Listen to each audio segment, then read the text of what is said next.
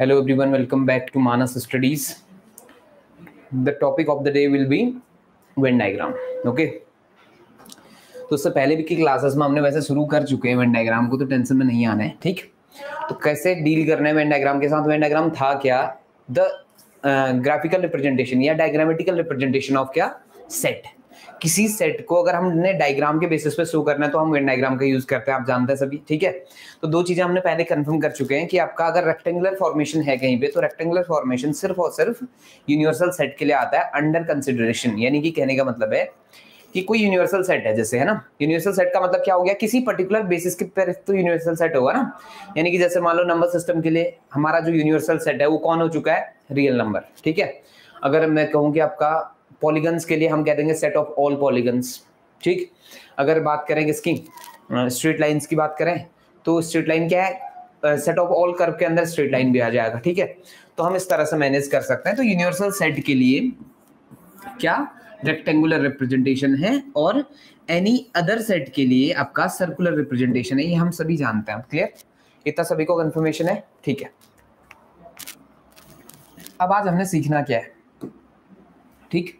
आज हम बात करने वाले हैं पहले तो कॉम्प्लीमेंट ऑफ अ सेट। किसी सेट के कॉम्प्लीमेंट्री कैसे डिफाइन करते हैं, या कॉम्प्लीमेंट ऑफ अ सेट क्या है उसकी बात करेंगे, ठीक है। तो टॉपिक इससे पहले शायद कोई बचा नहीं है हमारा, ठीक। तो आज का टॉपिक ही है हमारा कि कॉम्प्लीमेंट ऑफ अ सेट, ठीक।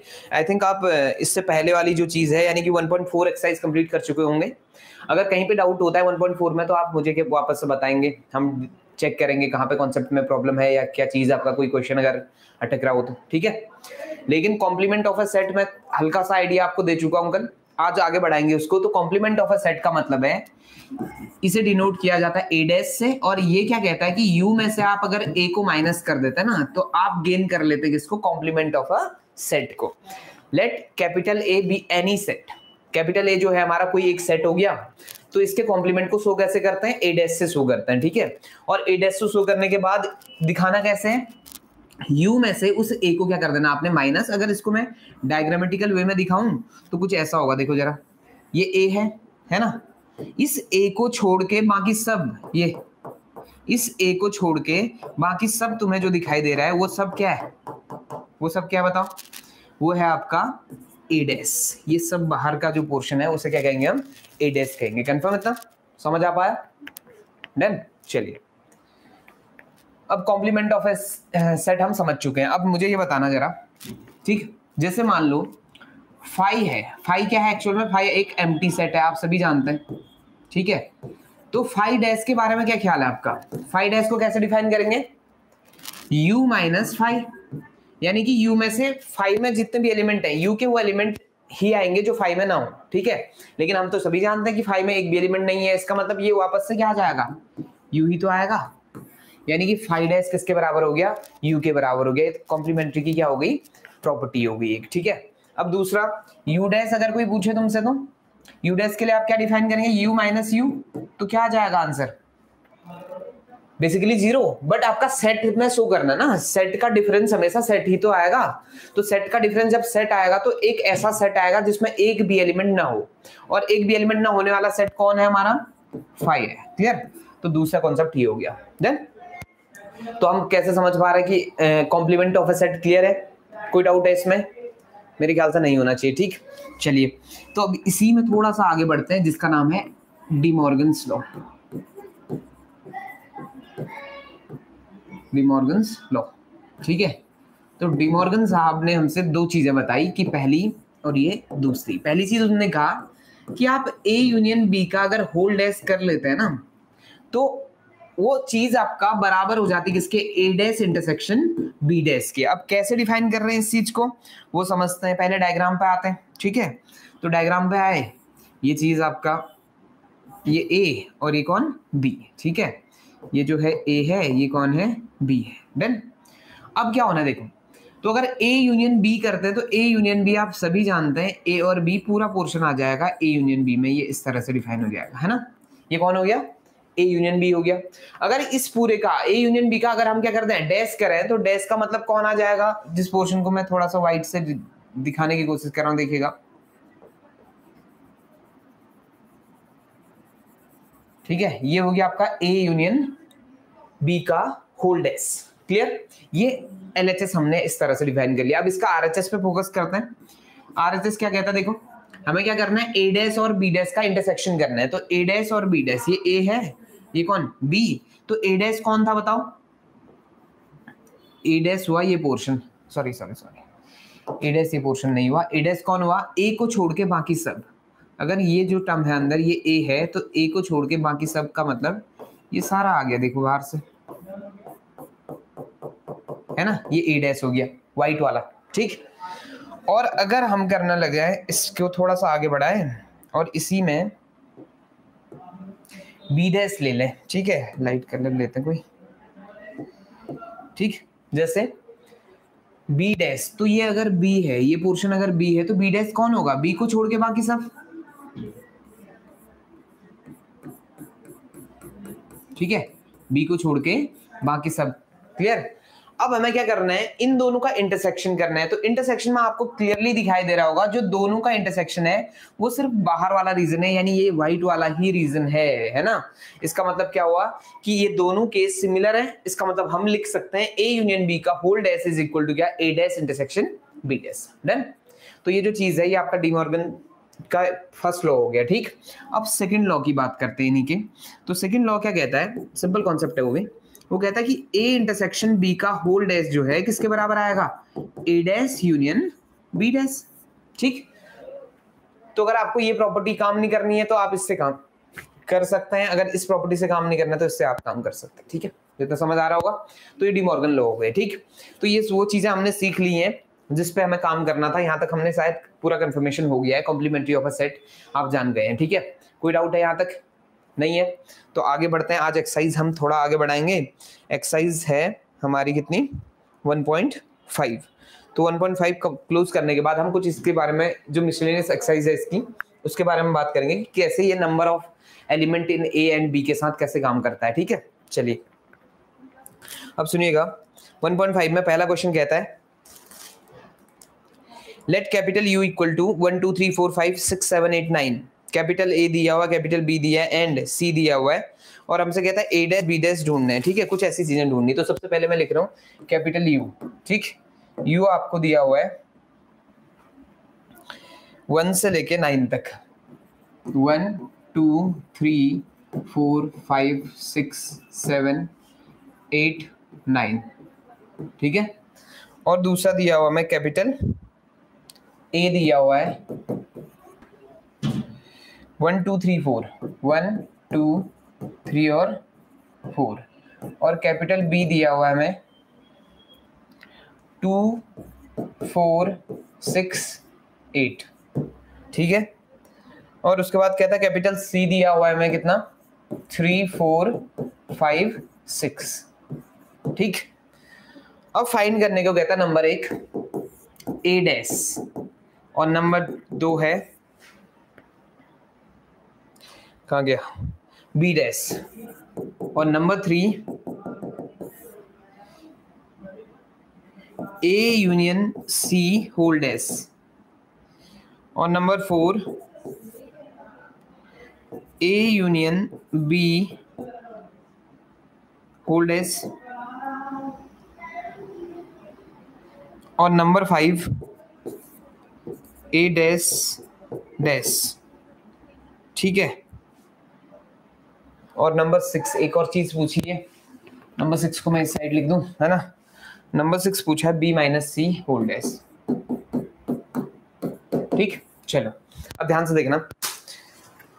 सबसे पहले फोकस करो कि यू दिया हुआ है, तो यू से हम काफी चीजें ढूंढ सकते हैं। ठीक है, ये जो टर्म दिख रहा है तुम्हें ए डैश होल डैश, है ना, ए डैश का वापस से हम क्या करने जा रहे हैं, डैश करने जा रहे हैं। तो ये बड़ी इंपॉर्टेंट चीज है। कैसे देखिएगा, ए डैश का होल डैश अगर मैं करने जाऊं तो डेफिनेशन के बेसिस पे क्या हुआ, इसका मतलब यू माइनस ए डैश हुआ ना।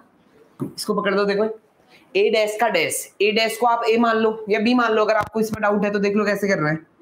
ए डैश के डैश को हम डिफाइन करने जा रहे हैं, और इसके अंदर हमने मान लिया let A dash is equal to क्या, बी। थोड़ी देर के लिए हमने दिमाग में क्या मान लिया कि ए डैश जो है वो किसके बराबर है, बी के बराबर है। ठीक है, तो बी मान लिया इसको, तो बी का डैश हो गया है। बी डैश की डेफिनेशन क्या होती है बताओ, यू माइनस बी तो होती है। तो इसका मतलब क्या हुआ, बी की वैल्यू वापस पुट कर दो, तो बी की वैल्यू क्या थी ए डैश थी। नाउ ए डैश की वैल्यू पुट करो आप, तो ए डैश की वैल्यू आप पुट करेंगे तो क्या आएगा, u माइनस ए। अब माइनस ऑपरेट करोगे तो देखो u minus you minus minus plus A, u से u गया, क्या आ गया आंसर, ए। ठीक है, ऐसे डील करना है किसमें, जब डैश का डैश आएगा तो वापस किसके बराबर आता है, ए के बराबर आता है आंसर। ठीक, चलो ये तो मैंने समझा दिया, आप क्वेश्चन से करेंगे, हम आगे बढ़ेंगे। तो क्वेश्चन हमसे कहता क्या है उस पर फोकस करते हैं। ठीक है, चलिए सबसे पहला काम क्या करना है आज, पहला काम है यहां से हम करने जा रहे हैं क्या, इसका डैश डिफाइन करने जा रहे हैं। तो ए डैश इक्वल टू क्या आएगा बताओ, ए डैश इक्वल टू क्या आने वाला है, कैसे डिफाइन करते हैं, u माइनस ए, u माइनस ए। और u माइनस ए को कैसे डिफाइन करेंगे बताओ, u में से u के वो एलिमेंट आएंगे यहाँ जो a में नहीं है। a में कौन कौन है, 1 2 3 4, 1 2 3 4 को छोड़ के बाकी सब लिख दो, u के एलिमेंट्स कौन कौन हो गए, 5 6 7 8 9। ठीक है, समझ आ गया होगा इतना। अब सेकंड केस, अब यहां से पहले तुम निकाल लो बी डैश, बी डैश निकालोगे तो बी डैश क्या होता है बताओ, u माइनस क्या b, है ना। u माइनस b करेंगे तो आप क्या आने वाला बताओ, u के वो एलिमेंट जो b में ना हो, b में कौन कौन है 2 4 6 8, तो 2 4 6 8 को हटा दो तो क्या बचा 1 3 5 7 और 9। ठीक है, ये भी समझ आ गया होगा। अब तीसरे में आ जाओ, सी डैश, सी डैश कैसे डिफाइन करोगे, आप बोलोगे सी डैश के लिए u माइनस क्या c, u में से वो एलिमेंट हटा दो जो c में है, c में कौन कौन है 3 4 5 6, तो देख लो 1 2 3 4 5 6 तो वहां आ गया, तो 7 8 और 9 बच गया। ठीक है, तो ये होगी कहानी। अब आपको क्या चाहिए था, फर्स्ट वाला a, a का आंसर तो आ चुका है कितना 5 6 7 8 9। ठीक है, ये कौन हो गया, ए डैश आ गया, पहले का आंसर आ चुका हमारा। ठीक, दूसरा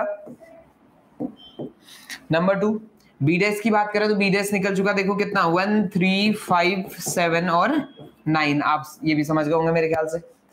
अब तीसरा केस है ए यूनियन सी का होल डैश। अगर आपको ए यूनियन सी का होल डैश करना है तो ऐसे भी काम कर सकते हैं, यानी क्या करेंगे आप, ए यूनियन सी निकालेंगे, उसके बाद यू में से उस चीज को माइनस कर देंगे। एक तरीका तो ये हो गया, समझ आ रहा होगा इतना।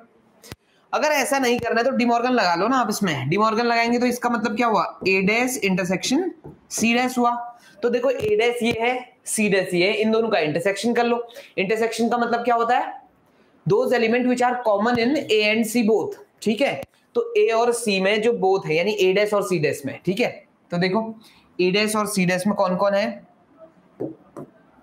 ये ए डैश है, ये सी डैश है, कॉमन एलिमेंट उठा लो, तो कॉमन एलिमेंट कौन कौन आया, सबसे पहले चेक करो 5 इधर है, नहीं है, 6 है, नहीं है, 7 है इधर। ठीक है, एक 7 हो गया, एक 8 हो गया, एक 9 हो गया, तो कौन कौन आ गया 7 8 और 9। ठीक है, समझ आ गया इतना क्लियर, ए डैश इंटरसेक्शन सी डैश समझ आ गया। अगला बोलो ए यूनियन बी का होल डैश। अगर हमें ए यूनियन बी का होल डैश करना है तो हम फिर से डिमॉर्गन लगाएं, और डिमॉर्गन क्या कहेगा इस बार बताओ, ये कहेगा ए डैश इंटरसेक्शन बी डैश निकालो आप। और ए डैश इंटरसेक्शन बी डैश कैसे निकालेंगे, ए डैश और बी डैश का इंटरसेक्शन कर लो। कौन कौन आया बताओ, 5 आया, 7 आया और 9 आ गया जी। ठीक है, तो कौन कौन 5 7 और 9 आ गया। इंटरसेक्शन मतलब क्या होता है, इंटरसेक्शन मतलब होता है those element which are common in both the set. ठीक है, जिसका डिस्कशन हम कर रहे हैं उसमें आपका आंसर आ गया। ठीक, अब तीसरा केस, ए डैश का डैश वापस क्या हो जाता है, ए हो जाता है, हम जानते हैं शायद इस चीज को, अभी थोड़ी देर पहले बताया था। ठीक, तो ए की वैल्यू पुट कर लो ना आप, कितना है 1 2 3 और 4, गेम ओवर। ये आ गया फिफ्थ क्वेश्चन का हमारा आंसर। ठीक है, और आखिरी आंसर ये देखो जरा, क्या कहता है, बी माइनस सी का होल डैश। आप क्या करो, पहले बी और सी को माइनस कर लो। बी और सी को माइनस करेंगे तो ये देखो बी और ये सी ये रहा, तो इन दोनों को माइनस करने का मतलब है बी में से वो एलिमेंट लिखेंगे आप जो सी में नहीं है। तो बी के वो एलिमेंट कौन कौन है, एक 2 हो गया, देखो 2 नहीं दिखाई दे रहा इधर, 4 तो दिख रहा है, 6 दिख रहा है, 8, तो कौन आया बस 2 और 8। इसका हमें क्या करना है, डैश करना है। डैश मतलब क्या हुआ, u में से इन दोनों एलिमेंट्स को मूव करा दो, हटा दो। ठीक, क्या आ जाएगा बताओ, 1 3 4 5 6 7 9। क्लियर, तो ये आ गया आंसर। देन यहां तो कोई डाउट है, आई थिंक नहीं है शायद आपको, है ना। ठीक, प्रॉब्लम है तो बता देंगे। ठीक है, हो गया, इतना समझ आ गया? चलिए, तो इस तरह से हमें डील करना है किस पे, किसी पर्टिकुलर क्वेश्चन अगर आपको पूछा जाता है जिसमें आपका डिस्कशन हो किसका, डैश का, डिमॉर्गन लॉ कैसे अप्लाई करना आप समझ पाए होंगे। देखो डिमॉर्गन लॉ अगर नहीं अप्लाई करते तो हम क्या करते, पहले ए यूनियन सी करते, फिर उसका पूरे का डैश करते, और डैश करने का सीधा सीधा मतलब है जो यूनिवर्सल सेट दिया हुआ है उस